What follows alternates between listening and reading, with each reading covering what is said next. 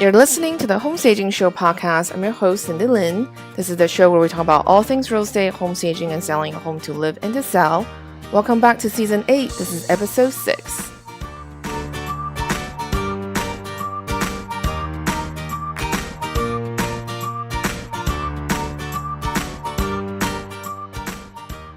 Hey guys, welcome back to another episode of the Home Staging Show. So on the show today, I have real estate agent Kristina Mollo on the show, and we talk about the process of both buying and selling a home, and what today's buyers are looking for.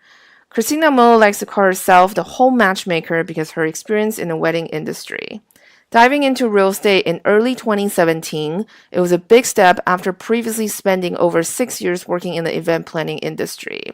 As the lead wedding and event sales manager for Big City Catering, a boutique-style company based in Central Florida, she felt like it was time for something new. Real estate seemed like the obvious option, having dealt with hundreds of brides and grooms. She found a way to bond with each person she met in a unique way. Charisma, patience, and professionalism are key, especially when working in a highly emotional sales process, including buying a home for the very first time. She had always had a passion for people, home design, and much love for Central Florida. Having lived all over the region for the past 10 years, she is thrilled to be able to show her clients around a place that's so special to her. When she's not working, you'll probably find her in the dog park with her pup, Maisie, traveling to Sarasota to visit her family, or exploring the town with her fiancé, John. She loved the historical feel of downtown Mount Dora and downtown Sanford. As real estate agent, she strives to not only be a knowledgeable resource for home buyers and sellers, but a friend and can walk through them with this exciting process.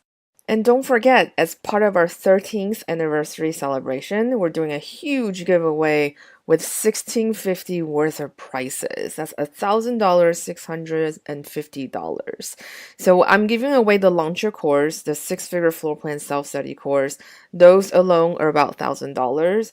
I'm also giving away the paperback version of the Marketing in the Home Staging Industry book, my 5 essentials in my home staging tool bag, including a handheld steamer, and then also a power drill kit with bits as well, and a bunch of other goodies. So make sure you go to the show notes and check out all the details on that.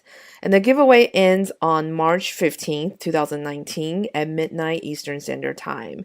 You can get an entry every day, plus if you share the giveaway on social media, subscribe to our podcast, like us on Facebook and Instagram, etc., you're going to receive more entries as well. So hey, Kristina, thank you so much for coming on the show. Before we get started, can you tell us a little bit about your background and what type of work do you do as a real estate agent? So I have been in the real estate world for almost 2 years. So I would definitely consider myself still a newer agent. I learn something new almost every single day. You know, every transaction is different. And so with real estate, I think it's kind of more like on the job training. You know, we go through our licensing class and they don't necessarily tell you how to sell real estate. They just tell you what not to do. So coming from the wedding industry, I was more into the event planning, the sales aspect. I actually sold catering. So I worked with over 100 brides and grooms. So I kind of had an idea of, you know, how to be sensitive to their wants and needs and kind of being able to hold their hand through the process. So when getting into real estate, I saw a lot of similarities between first-time home buyers and brides and grooms because it is such an expensive and emotional purchase for them. So that aspect of it, I guess like the relationship aspect of it was fairly easy to me, kind of came natural. But the actual business side of real estate was definitely, it's still a learning process, but I love it so far. I love that every day is different, that every transaction is different, and that every client I work with, you know, everybody's different in the sense of what they're looking for in either buying or selling their home. I think that's super interesting. So in your training as a real estate agent, they only told you what not to do? I say that because Real estate, it's very much like on the job. You don't really, it's hard to teach in the sense that, they can teach you how to write out a contract and, um, what the process is for listing a home in the MLS. But until you're really in it, it's hard to to teach that until you're actually in that situation, at a home with a buyer and all of that. So yeah, in Florida, the licensing, I felt like they kind of told you, what not to do, how to keep your license, how not to get in Yes. trouble, but not necessarily like the people aspect of it. So fortunately, I had, my event background to kind of guide me through initially. And then you just kind of learn it as you go. The more transactions you do, the more comfortable you are with the process. Yeah, I think that's a really good point because I don't think most people realize until they got into real estate how how much of a people industry it is because you're constantly dealing with people and then there's different issues. I mean, if especially from a real estate agent standpoint, because through a transaction you are in touch with so many different types of professional, like inspectors, right? Even Yes. landscapers, sellers, everybody. So yeah, like it's actually very people oriented industry.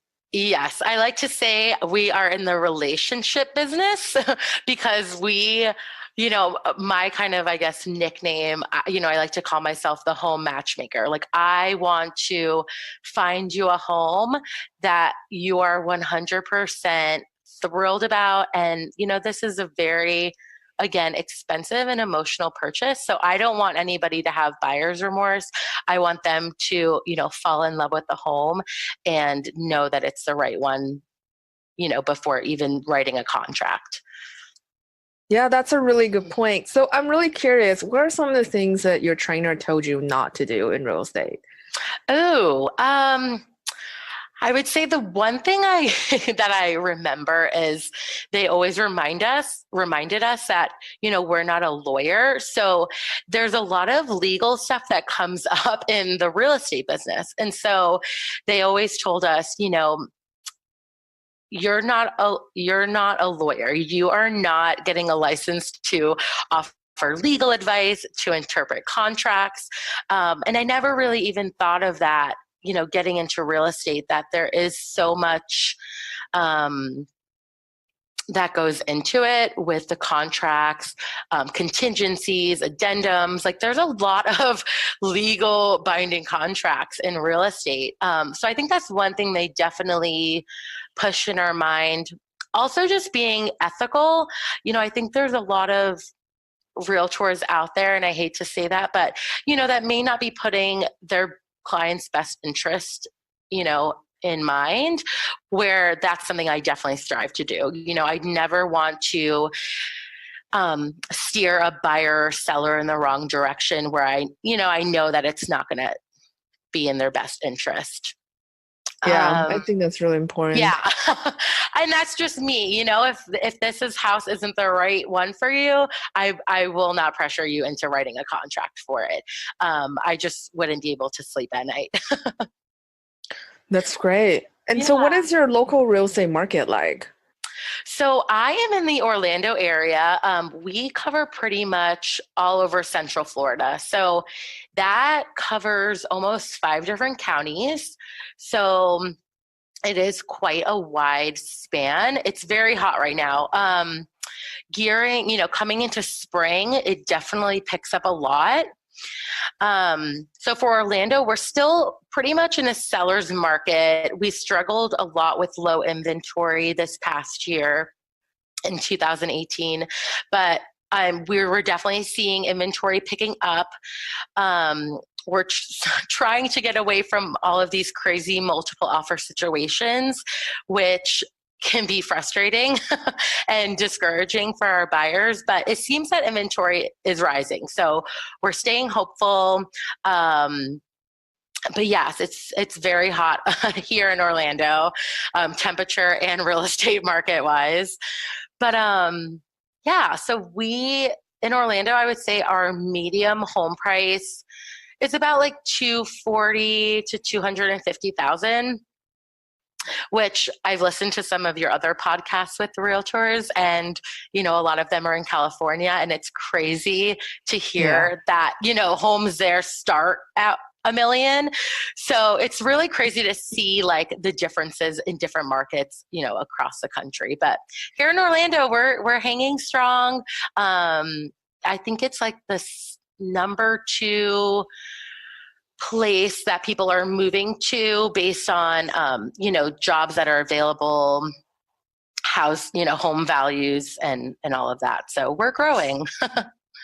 Yeah, it's definitely changed a lot. And I think Bay Area real estate's been a bit crazy. Mainly it has to do with all the new money coming in with the Yeah. startups. Because we specialized in staging the Sunset and Richmond districts in San Uh-huh. Francisco. When I first started staging in 2006, nobody wanted to do that area. Like nobody wants to buy houses out there. Yeah. Like if you get a taxi from downtown, they would not go to Sunset because it's a one-way fare. They just gonna take you out there and then they're not gonna get a fare back. So most taxi refuse. Like they Gotcha. will refuse to take you out there. And I think the home starts then was about 300,000 for Oh, wow. a two-bedroom, two-car garage, living room, dining, pretty nice, decent house. And then about 5, 6 years ago, we were really working in that neighborhood like very intensely, and it's went up from 600,000 to 800,000. Wow. And in recent couple of years, I've seen the houses I used to stage, I've seen as high as $1.8 million, the same exact house. And these houses, they were built in the 50s, so they have that 50s kitchen, like the all pink bathroom, all green or all blue bathrooms. Same thing with the kitchens, and a lot of them were not updated because simply people were first time home buyer. It was really the Mhm. neighborhood for first time home buyer, but simply because a lot of new money were coming in, so it really drove the local real estate kind of out of balance. Wow, that's crazy to think about. I know here home values are going up, but maybe by, 5 or 10%, over a year or so. So that is definitely crazy to see how different other markets are. Yeah, and my mom keeps saying like, "I knew it. We should have bought a house when you were staging then." I was I like, know. I think that's the thing I with think real estate. everybody goes through that. Yeah, everybody does that. Like, you only know the lowest point of the market until you passed it. So Yes. If it we is, all just had a magic ball that we could just predict the future. And it's funny because I feel, especially investors always ask us like, "Oh, do you think this area is going to boom? Like how much of an increase, am I going to make if I purchase in this area?" And I'm like, "Well, if we knew the perfect area, we would all be buying there." So yeah, if only we had a, magic 8 ball that would tell us and what's going to happen in the future, that would be make all of our lives easier. it is crazy. We actually, one of our clients, real estate agent client, got sued because the seller came back and said, "Had you told me to sell my house 3 months later, I would have made more money." And my client was like, "Well, I can't predict the future." So it wasn't like I could have known that we would have made more money on your sale. And the thing is, even if you sold it later when the market is hotter, there's still no way to predict how much your house is going to sell for because you don't know what kind of listings you'll be competing with, what the market is going to be like, or what kind of buyer you're going to encounter at that time of the market.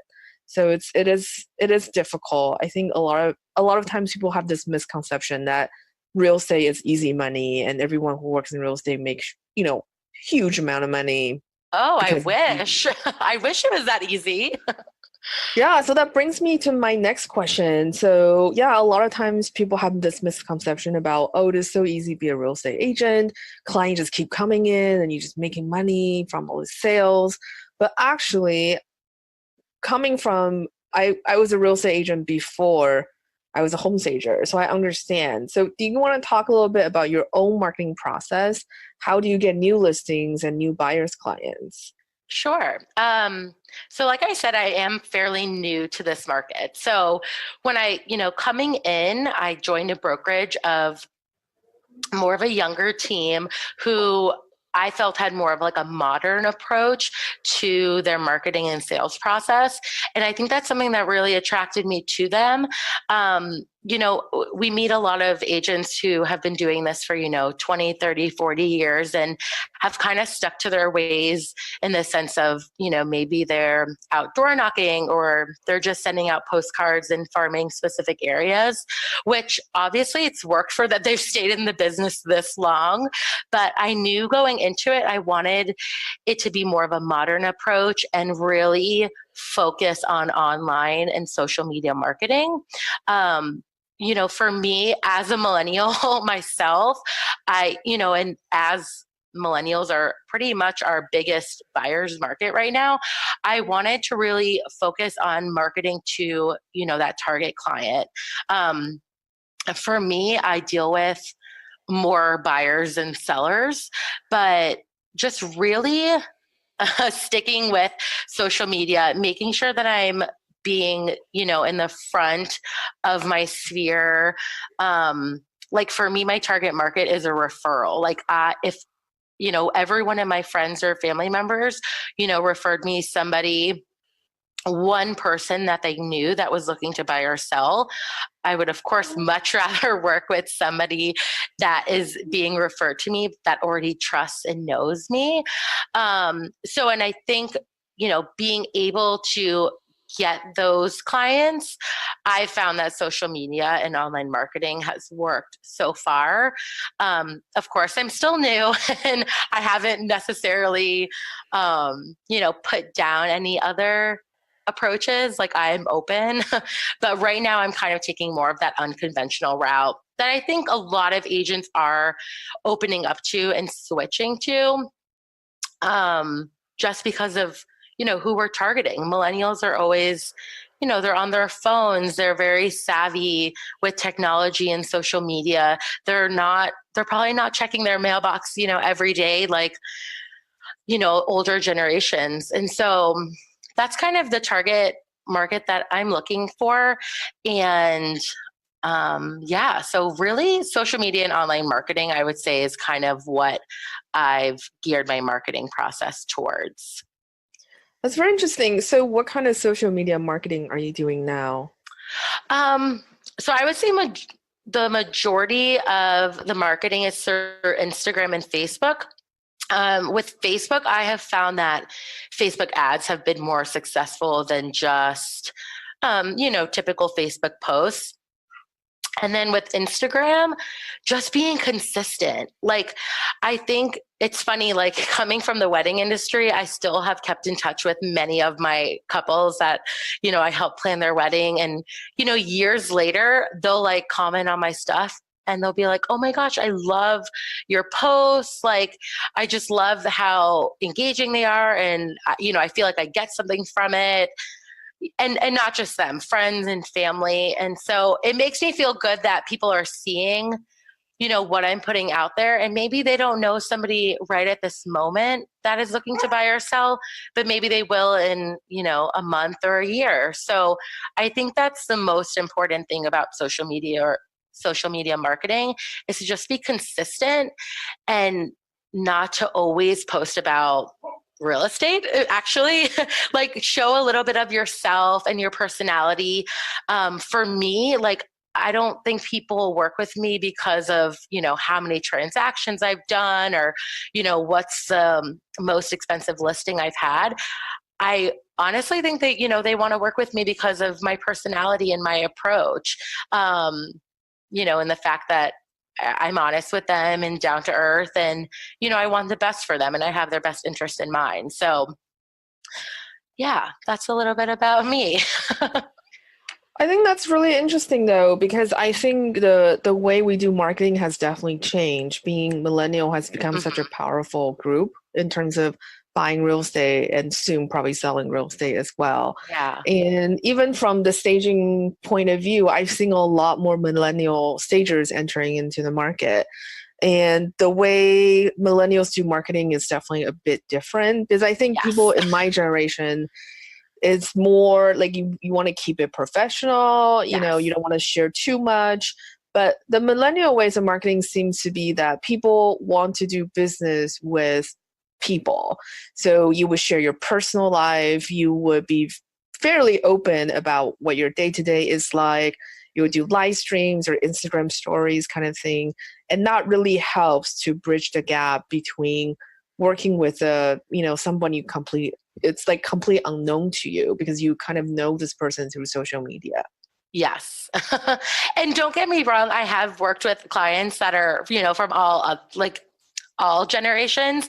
And I just kind of tweak the way that I market to them based on, you know, once I kind of get a feel for them. If I'm working with a buyer and we start off texting, and they let me know that, what, I would prefer to, chat on the phone. I'm, game for that. Like I know that talking on the phone is their best form of communication. So you kind of just have to tweak it based on your client's needs. So that was more of kind of a generalization with the millennials, but you just kind of, everybody's different and everybody has different preferences. So you just kind of have to go with it once you kind of get a feel for them and get to know them a bit. Right. And I know you work with mostly buyers. So what are today's buyers looking for? So here in Central Florida, so a lot of first-time home buyers, they're looking for more of a turnkey property. They're looking for something that they would be able to, move in right away and start living. Because both of, if it's a young couple, let's say they just got married, they probably don't have, a ton of cash to do like these major renovations and improvements to homes. They both probably have full-time jobs where they don't have the time either to go in and do all these projects. So I think having a home that's is a bit updated, is ready, move-in ready, something that wouldn't kind of put them start off with a headache. I think that's something that buyers look for. Also in Orlando, traffic can be kind of an issue, and I'm sure in California people can relate. But so I think buyers look for, easy commutes, being able to access the highways easily. And not only that, like we have a lot of like more trendier neighborhoods here in Orlando. And so I think finding like the neighborhood that fits their needs and wants, whether it's, they want to have a lot of small businesses and coffee shops, or whether they're more into like nightlife and want to be able to walk to bars and restaurants, or, if they want to be close to a lot of shopping or, down the street from a Target, as we all want to be. So again, every buyer is different, but that's kind of what I've seen so far. And what are some of the deal breakers for buyers today? So again, everybody's different. It really depends on the buyer, whether they're a first-time home buyer or an investor, or, maybe this is their third or fourth home. But what I have seen, again, everybody's different. So let's say if somebody's shopping for a home and they definitely have to have a pool. Well, I'll put in a search and we'll have to weed through those houses that don't have a pool. So starting off with a buyer, kind of during our initial consultation, I'll have them tell me what their must-haves are and what their deal breakers are. Obviously, we want to make sure we find them a house that has everything they, absolutely need, and then we'll go to their wants. But I think their deal breakers are even more so important because a lot of things we can't change. Like, let's say a house is on a busy road. Well, I can't necessarily change where that house is. But, let's say a home has like an outdated bathroom. Okay, well, that's maybe not necessarily a deal breaker. Like that could be something that, could be fixed along the way. But yeah, so it's kind of hard. I think for like people that are looking to purchase condos, they really look at like the amenities. Does it have a nice pool? Does it have a gym? Is there a parking spot that is included with, the unit? So yeah, it just kind of depends on the buyer and what sort of property they're looking at.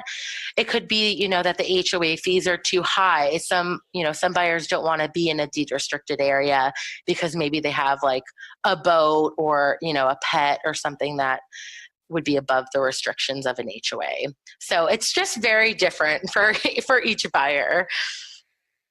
I see. That makes sense. And how do buyers negotiate when it comes to the price of the home? I mean, what are some of the common things that will make a buyer say, I think this will be an opportunity for us to ask for a lower price? For example, when my parents bought their home, the roof, they found, like during inspection, they found the roof had a leak. So my mom was like, oh, well, since we need to get a new roof, we want to like slash on the sales price, something Yeah. like that.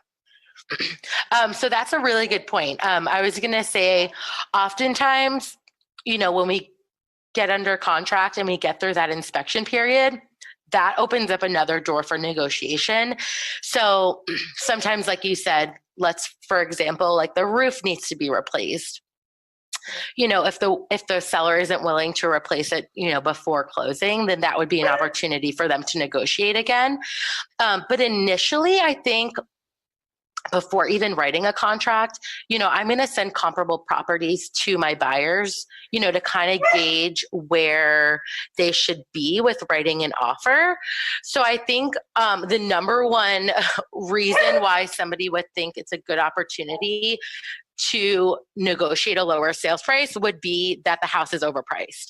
I mean, that's kind of like the number one reason that most people would, offer a lower amount, is just that the comps don't match.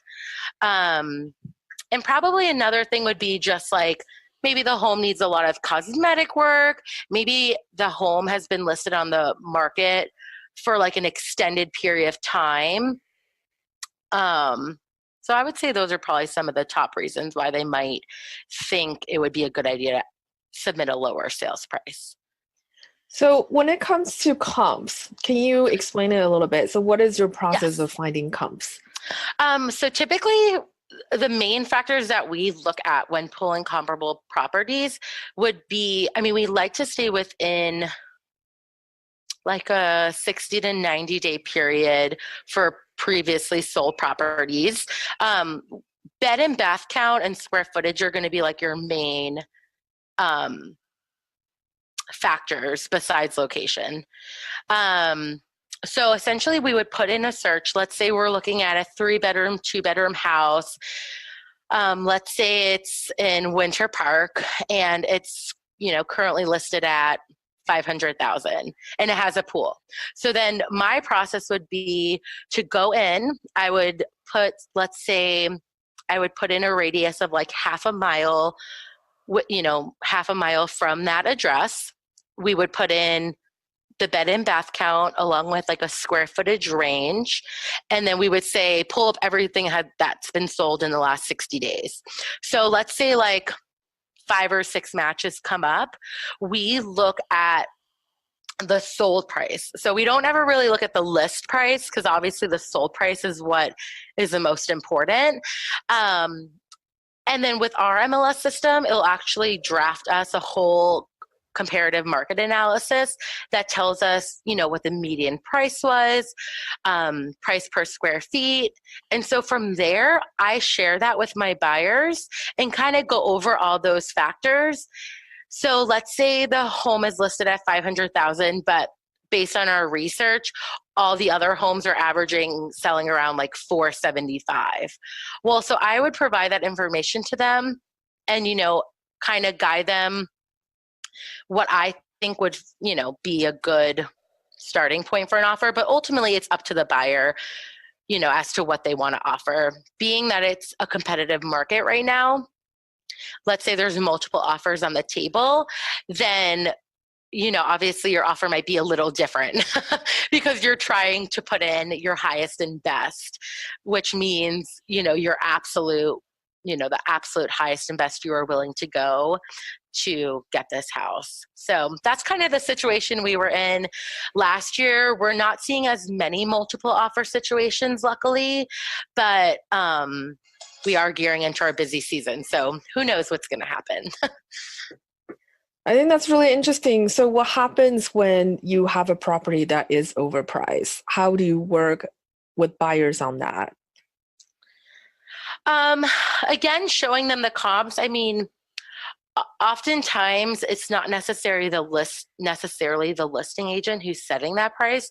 It could be the seller who, you know, so the listing agent is telling them, this is kind of where you should be. Oftentimes sellers feel like their house is, worth more than that. And of course they're attached to it. And, they want to see, if they could start higher.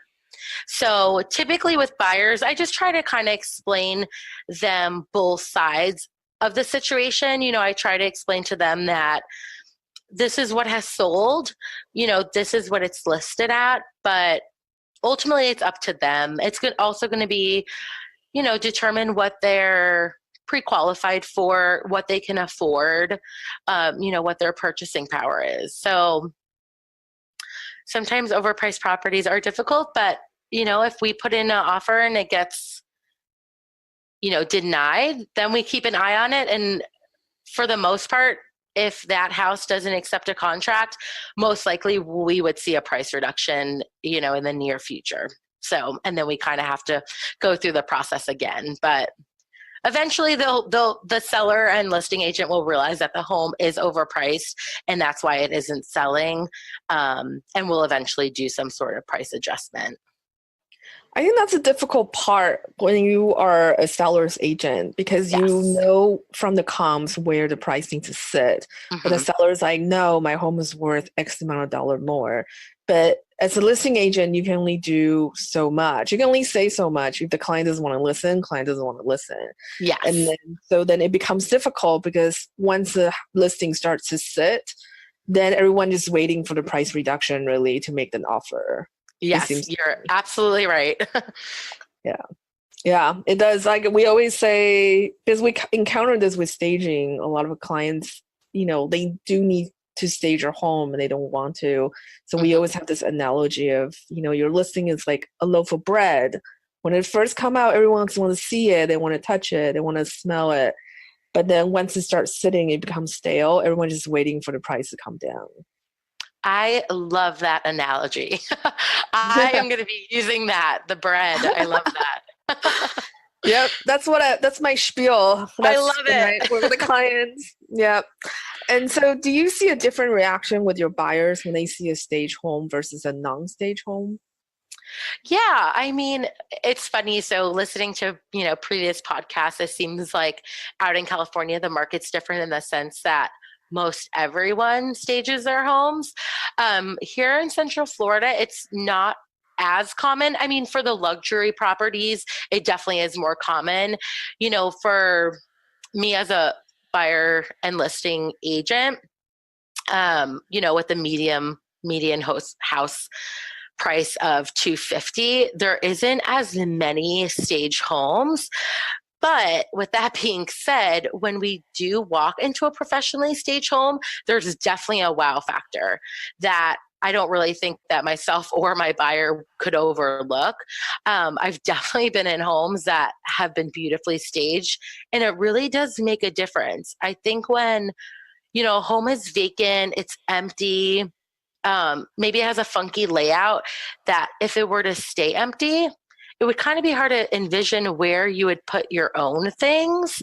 So I think when it's staged, it really helps the buyers kind of like envision, okay, well, that's where I would put my couch, or that's where I would put my desk or TV or so on. So I definitely think there is a different reaction when buyers walk into a professionally staged home versus an unstaged home. I think you really brought up a good point because I think in California, it's kind of basically it's basic. Oh, I'm sorry. I don't know why I keep saying basically. But basically in our market in California, it's expected. So once your house is going on the market, people know they need to stage, but they don't necessarily understand why. I think the difficulty for California stager is that the seller knows they need to stage, but they don't understand the difference in quality of staging. Yes. So they might hire someone who's super cheap and does kind of a shoddy job as staging where they just do the bare minimum versus someone who is more expensive but much more experienced in marketing and virginizing that home through staging. the difference is huge, but the seller doesn't understand the difference. They really only look at pricing. And so I think there are different challenges in different markets. Yeah, absolutely. But I do think that staging is such an asset when listing a home, if it's something that, meets the needs of the seller and if it makes sense for that property. Yeah, and I think staging is super helpful when something, like especially with historical property where maybe the floor plan is a bit strange than Mhm. modern homes, or some builders, they want to have as much square footage as possible. I've seen this where, you walk into a living room and it looks super irregular. There's no Yes. straight walls because they want to have as much square footage on the paper. hmm So they would cheat every way to kind of like, oh, let's push out this wall a little bit. And then so it becomes difficult because when there's no straight angles, it's really difficult to place furniture. Totally. I also feel like staging really helps create a lifestyle for the buyer. Like that's one of my processes when listing a home is kind of like selling a lifestyle. So let's say maybe you have like this amazing pool and pool deck or patio. Maybe you just stage that area, like maybe you just pick a portion of the home that you really want to highlight and really want to sell that lifestyle. I think that's just as important too. So maybe if your listing agent isn't taking care of the cost for the staging, maybe you take on the cost of just staging, a portion of the home, a portion that you want to highlight and really market to the buyer. So I think that's an option too. Yeah, and some people argue that staging can be misleading for buyers. So as a buyer's agent, how do you feel about that? I don't think it's misleading. I mean, that seems like a really harsh word. I feel like any of the buyers that I've worked with that, we've walked into stage homes. I mean, it's pretty apparent that the home is staged. And it's more of so just to, get your mind like going and being able to help envision where you would put your items in that home. Yeah, so I don't think it's misleading to buyers at all. I think if anything, the buyers appreciate that, they are able to see, the home stage and how things were placed and how the layout was utilized. So yeah, I feel like staging is a great opportunity to showcase the house. Yeah, I don't think it's misleading at all. That's great. Yeah. We are a little bit biased, but yeah. So but there are actually, I think when staging first came out, or not first came out, maybe 10 years ago, or the last 5 years actually, there's actually an article floating around being put out by a buyer's agent association where they criticize staging kind of hides the imperfection of the home on purpose and stuff like that. But personally, I think I'm biased because obviously I come from a stager perspective, Of but course. the thing is, as a stager, I would never purposely hide imperfection of the house, especially Of there's course. inspection, and once all the stuff is removed, the buyers are going to see it anyway. Of I will never course. be able to hide any foundation default or like Yes. giant holes in the ceiling or on the wall You through can put some staging. really cool tapestry on the wall, on the ceiling if there's a hole. No, but I definitely agree with you in the sense that a buyer is going to do a home inspection. If there's anything that pops up, your inspector, if you're hiring a professional quality inspector, they're going to find any major defects. And I don't think like you said, that a stager is going to intentionally try to hide some sort of defect in the home. Like that just seems crazy. So Yeah. definitely not misleading. It's highly unethical, and I actually been asked Yeah. several times by sellers and agents, like, the foundation is not level. Can you like do something with staging? And I'm also kind of like, well, I'm not a magician. If the floor Yeah. is not level, there's no amount of staging will hide that. Yeah. So, Oh man. Well, I think that also goes back to hiring professionals, like, and doing your research and interviewing people that you are hiring because not everybody is created equal, let me tell you. So I think that has a lot to do with it, like making sure that you're, hiring a stager or a realtor who, has reviews, that they have positive feedback from clients. Like, that they're reputable. I think that all comes back to that. And like you said, hire just because a staging company is super cheap, like doesn't mean you should hire them. Like they could be the ones that are, performing unethically or trying to hide a hole in the ceiling or an unlevel foundation because they're just going to do whatever they have to do to make a buck. But so I definitely, yeah, going back to that, hiring quality professionals. Totally. And what is the process of listing a home like? Well, for sellers, first of all, I always recommend any seller to interview multiple agents. Again, you want to find somebody who you trust, who their process, who is going to do all the research for you on the property and put together a whole listing presentation. So for me, let's say a seller calls me, we've gone through the interview process, they've decided they'd like to use me. So from there, I would essentially start doing research on the property. I would pull comparable properties, like we spoke about, doing a comparative market analysis, pulling tax records, making sure there aren't any open permits on the property, seeing if there's any previous listings for that address and property, putting together a marketing plan specific to the property.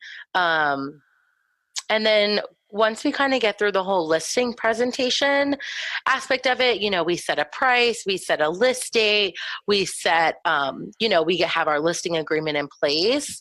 From there is really when the marketing of the property starts. So, we have professional photographers that we bring in to, photograph the home. Depending on the listing, we might bring in like somebody to do drone footage. Let's say they've got like a lot of land or something that we want to see. Maybe they're close to water. We want to obviously play up that lifestyle in our marketing. And so that definitely is going to be incorporated in photo and video. Again, let's maybe say the house is vacant and empty. Maybe we're reaching out to a stager to see how we want to paint a picture for buyers. So then, yeah, that's kind of the listing process. Obviously, once it gets onto the MLS and it's listed for sale, then the process of showings and offers and all of that come into play. But definitely the marketing plan and making sure that we have professional photography and potentially like drone footage and video in place. And one of the things is that sometimes when, the sellers are interviewing multiple agents to sell their house, and they might get the comps back looking very different because I think the process is fairly arbitrary also because it depends on which house the agents are pulling the comps from.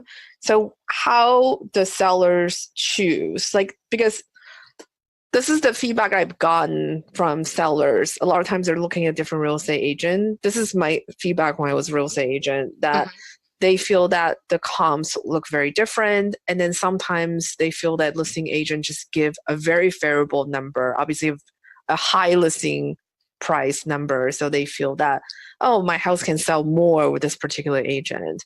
So how can sellers really figure out what is the true listing price for them? Well, that's a really tricky question because a lot of agents can, put on a facade and kind of do whatever it takes to get that listing. And I mean, that's definitely not my approach at all. I definitely,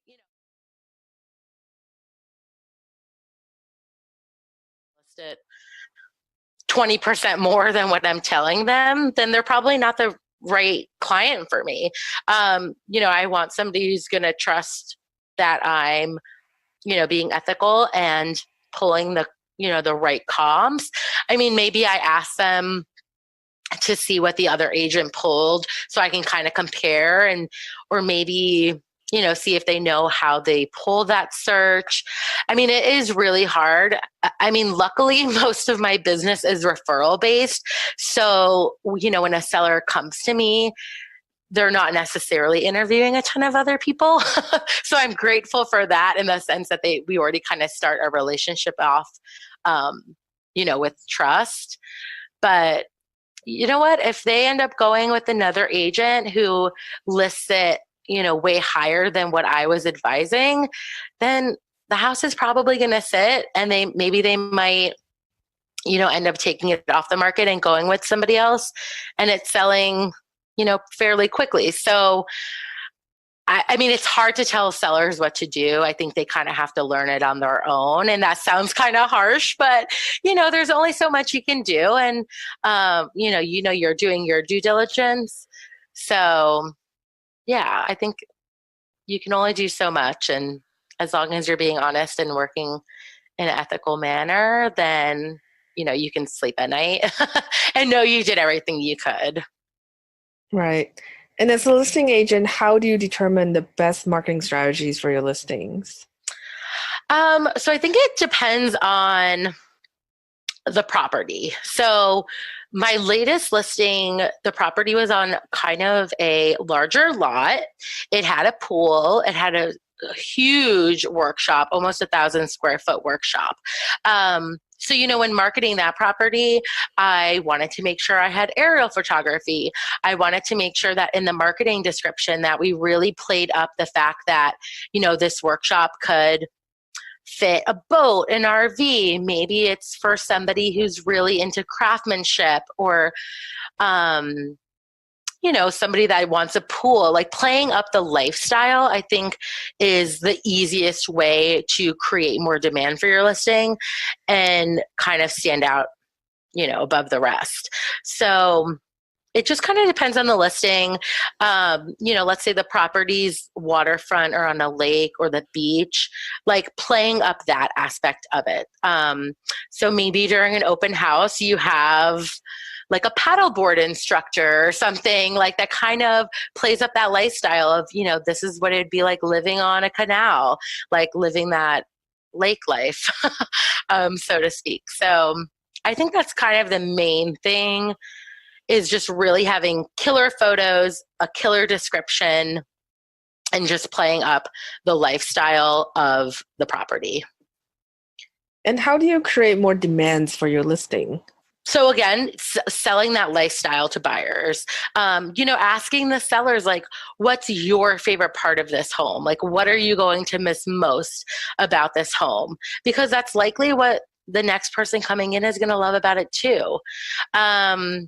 Staging, again, making, and not just professional staging. Like, I tell my sellers to, try to depersonalize, take down like any, like, you don't want too many photos of maybe the family or yourself, or so I always say to depersonalize, make sure you're decluttering. Like, no one wants to open a closet door and have stuff, piling out of it. I think that just even those two things really are going to make a difference, and it's going to show in photos, and it's going to show during showings. And then I would also probably have to say, so depersonalized, decluttering, making it a little bit more neutral, like not having so much of your personality out there. Like, you kind of want to neutralize and make sure you're appealing to today's buyers.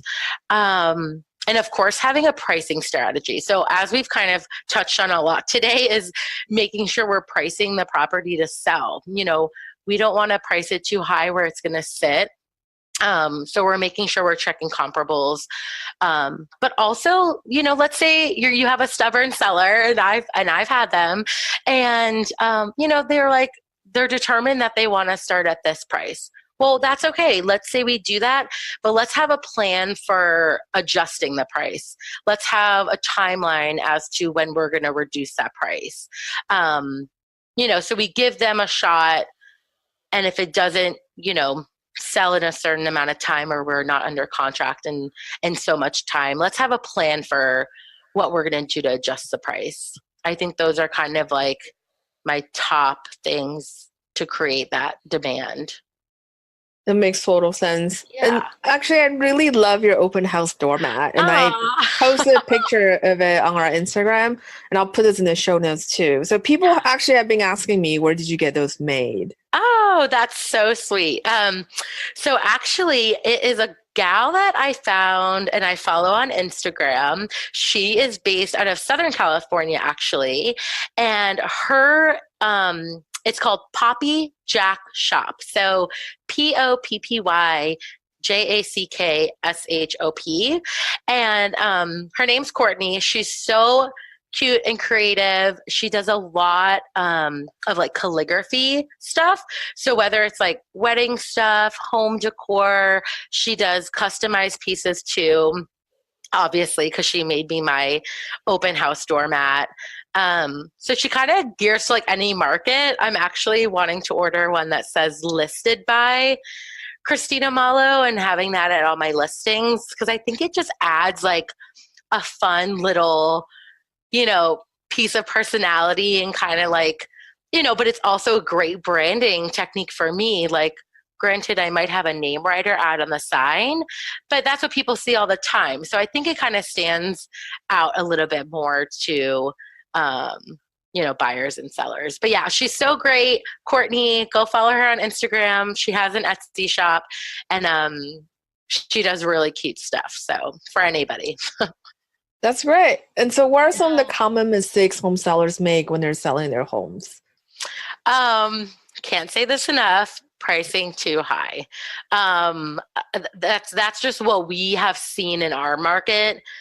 That's typically the number one reason why houses sit too long. Besides the fact that maybe the home just needs a lot of work, or something like that.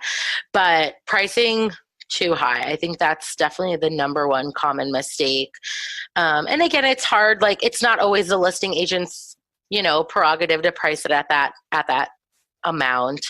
And probably another common mistake is just not properly preparing their house for like showings and photos. Like we've gone into listings before where, houses are just disasters. And then as a realtor, as their agent, we're going around trying to clean everything up and running around like a maniac. And I think it's funny. That's what people don't see. People don't realize everything that agents do.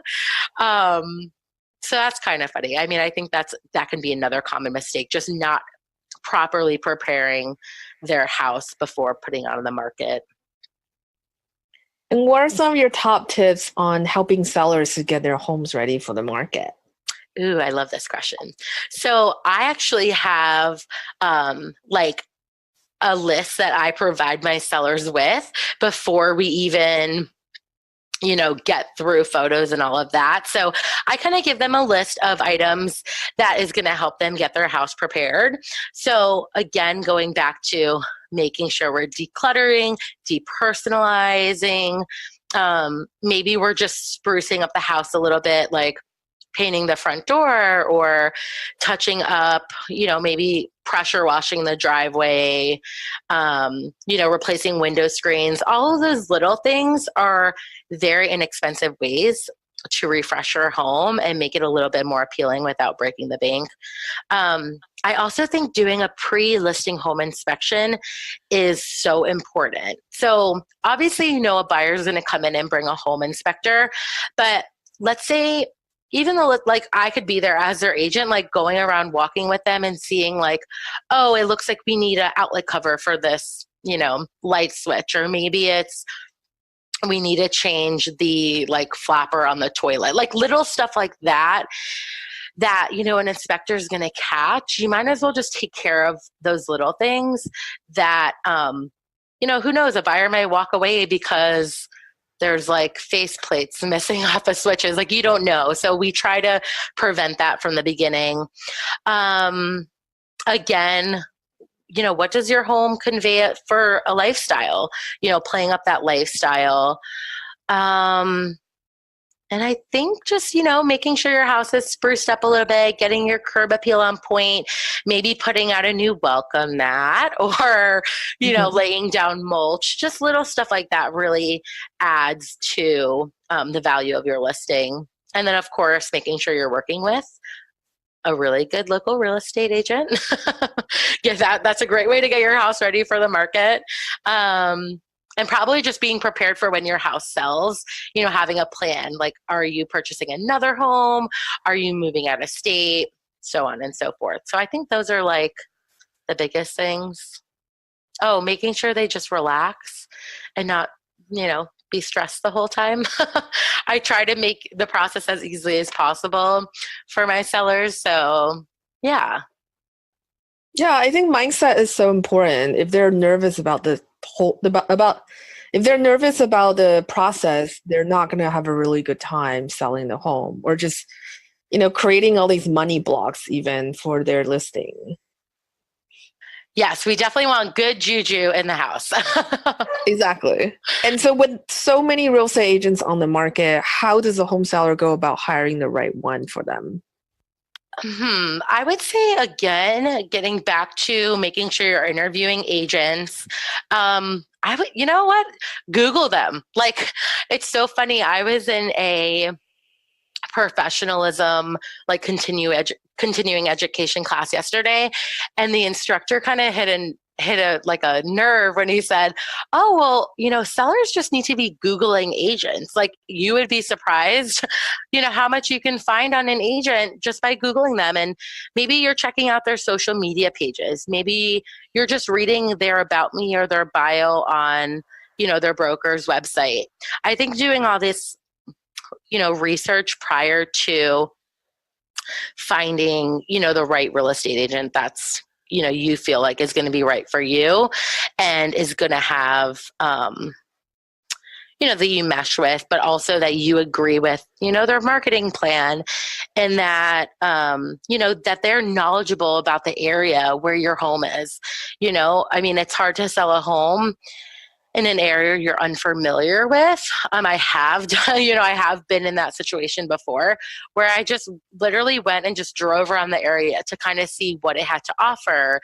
Maybe, seeing, what the best restaurants are in the area, or, is it for Orlando? Is it close by to Disney? Like, a lot of people want to know, how far away is the home from Disney or from downtown? So I think for a home seller, I think, trying to hire the right person, just somebody that's genuine, that's, honest, and that's knowledgeable. I think those are the main things that they should look for. That's awesome. And so we are ending our show. And with the last question, what is the number one tip you'll give to home seller when it comes to selling their homes? I would say just trust your agent. I mean, this is their job. Ultimately you hired, myself or another agent for a reason, whether it's, because you trusted them or, you liked their approach and because they did the research and all of that. So I think just trusting your agent, we want to be a resource for home sellers and we want to make this easy as possible for them. So I would say that trust your agent. That's great. Thank you so much for being on the show today. I really, really appreciate it. Oh, thank you, Cindy, so much. It was a pleasure.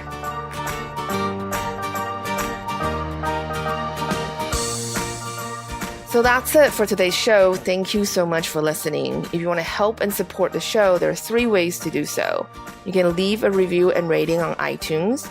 You can share the show on social media, or you can donate to support the maintaining costs for the podcast. You can make a donation through the show notes or on the sidebar of our site.